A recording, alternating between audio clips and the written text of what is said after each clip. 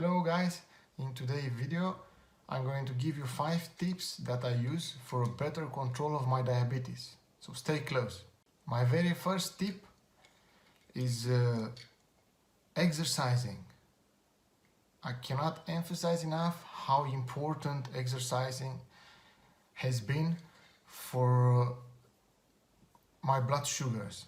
So I've noticed that across my journey with diabetes, I had periods of time when I wasn't able to do sports. So let's say I was injured, or I was off from with my job. I wasn't at home, and I couldn't do my daily exercising, or I was in holiday where I wasn't able to do my exercising. So what I noticed in the first week without exercising, the impact is not that great to the blood sugars. But as I continue without exercising in the week after, the impact is massive. So let's say in the first week it's slowly harder, but as you go in the second week, the blood sugars are starting to be harder to control. Let's say, for instance, for a meal I used to eat, I was taking 6 units of insulin.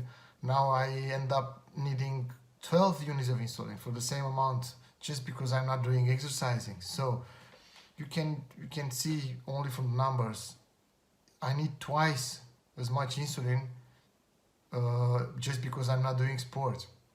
So all I can tell is this: if I don't do exercise, it's a lot harder. I have to count for every little bit of carbs I put in my mouth. Everything starts to be harder, and I become really insulin resistant, and it's harder and harder. So exercising makes me feel good, makes me feel great, keeps myself in good shape mentally and physically, and helps me a lot to control my blood sugars. Exercising again and again. The second tip I use is eating same foods. So I find food which I like, and I calculate the amount of insulin I need, fast-acting insulin I need for that specific food, and I try to stick with those foods. So when I say one type of food, I mean not just one. I have like 4 or 5 meals which I really enjoy, and I rotate those meals across my week, across my month, and I always stick with those. I don't all the time I eat something else. So if you are at home all the time, it's quite easy to do that. Find some meals which you like. If you are in the beginning, start slowly, and always I stay on the low carb side. So I still eat carbs, but I don't eat massive amount of carbs in my meals. I keep only carbs which I really like, and I don't want to give up on them. So I found something which I like. I also made a video about breakfast. If you want, we can see that. You can search on my channel that one. It's an option for breakfast that I use, one of my options. So it's the same with lunch or dinner. I find something, I calculate the amount of insulin I need for that, and finally when I figure out what it is, I use that meal over and over again, and I'm not having any surprises. So the less new foods into my daily routine, the smaller chances I have to have surprise high or low blood sugars. So I encourage to stick with the same meals once you found what you like and how to handle your blood sugars for them. Of course, when you bring it in the first place, the meal, you have to start with small steps. That's a rule I always use: small steps, small changes, one by one, until I get to the amount I want and the mixture of the meal I want. And then when I figure it out, I need 10 units for this meal, for instance, and it's enough for me. I stick with that, and that's it. I have one meal for one Monday and another one for Tuesday, and you can have 5, or you can choose as many as you want, as long as you experiment slowly and you figure out what works for you. So try to stick with the same foods. Third one is once you found your meals, stay with the same size of portions. Don't continuously change sizes, because it's going to affect the amount of insulin you take. So once you figure out the meals that you like and the amount of insulin you need, make sure you size them accordingly. So for instance, for myself, it's quite easy. I know how much protein I need of each meal, how big should be the portion, how big it needs to be the dessert after that, and I have a good idea. And if I stick with that, I don't have any surprises. So usually I don't have any abrupt changes in my daily meals.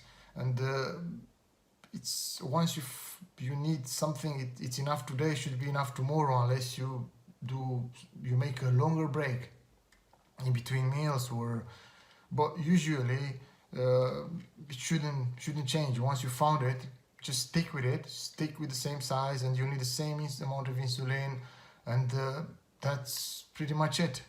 My fourth tip, and one which is very important, I also made another video dedicated for this one, is learn how to treat low blood sugars.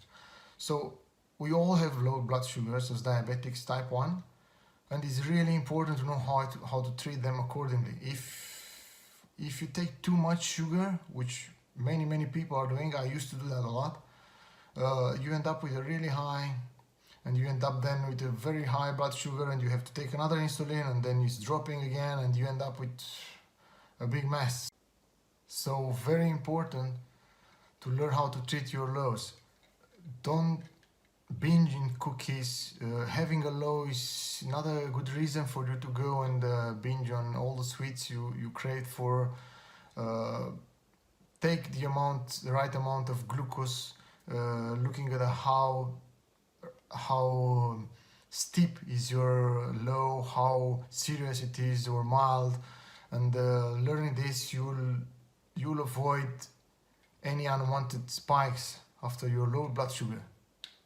My fifth and the last tip I use for a good control of my diabetes is have treat days or binge days.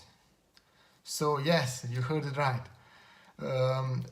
I cannot stay with a strict diet all the time, 24 hours for a full year. So to still be able and enjoy my life, to be able to have a good control of my diabetes and still enjoy my life, I came up with one day in the week in which I can eat things I usually don't. So I picked Friday. It was a good day for me because my wife is doing the same. She's not diabetic, but she likes to eat a clean diet, to eat healthy and look after herself. And Fridays in the evening, we eat things which we usually don't.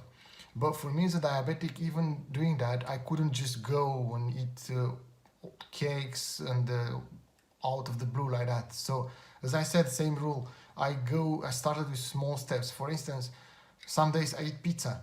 Now I can eat a full pizza, but I started slowly. First I went with a little piece of pizza.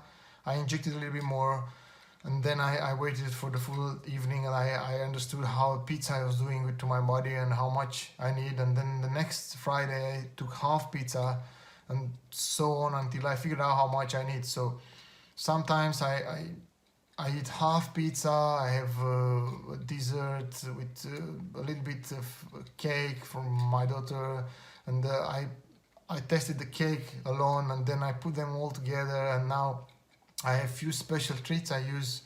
And when next Friday is coming, say this Friday I'm gonna eat pizza and this cake, next Friday I'm gonna eat something else. So doing this makes me feel great, makes me feel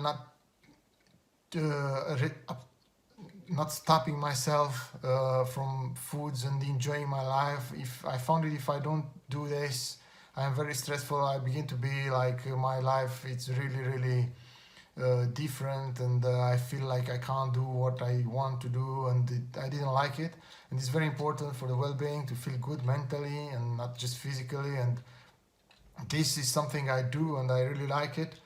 But it's very serious until you learn how to treat your sweets, and you treat, it doesn't have to be, I'm not going eating like a full cake, for instance. I eat still a small piece, but eating things I don't usually eat, it makes me feel good. But I started again, I repeat, with small pieces, and then I gradually increase it until I found my sweet spot. And sometimes I still go off, but hey, it's just one time per week, and still it's in a controlled manner, and I end up doing it greatly most of the time. So I think this is something really useful, and I use it.